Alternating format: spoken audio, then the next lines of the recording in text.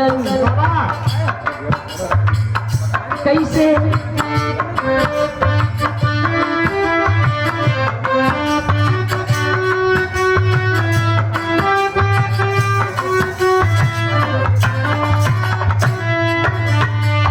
झील में सितारा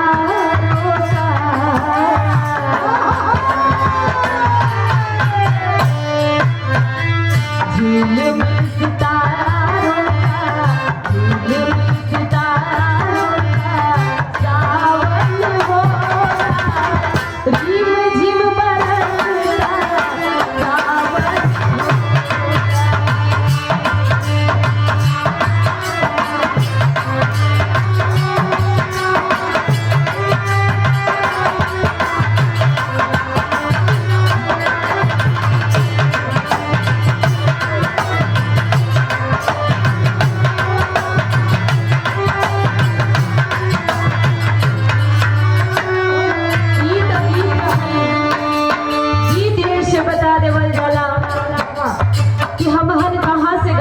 आप लोगन के पसंद और समझ में आवे के चाहिए हम से गाइला, लेकिन कोई माँ के भक्त माता रानी के दरबार में जाके माता से अर्जी लगाता है कैसे मास्टर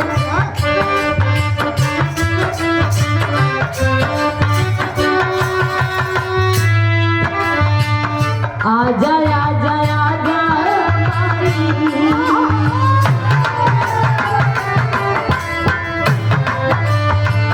आजा आजा आजा माई आजा आजा आजा माई आना होगा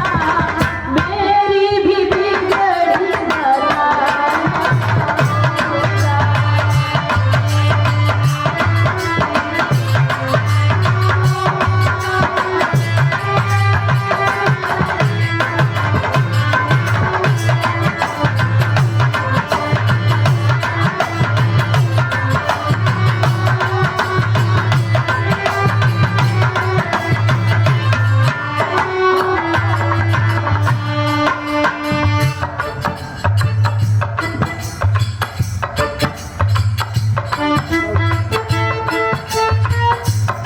और आदरणीय ब्रह्म सम्मानी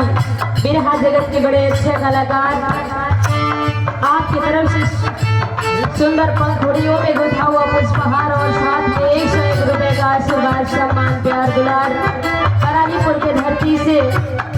आपके चरण छू के पहले बड़ा आशीर्वाद की कामना है। माता रानी के दरबार में भक्त जाके माता से कहता है कैसे मास्टर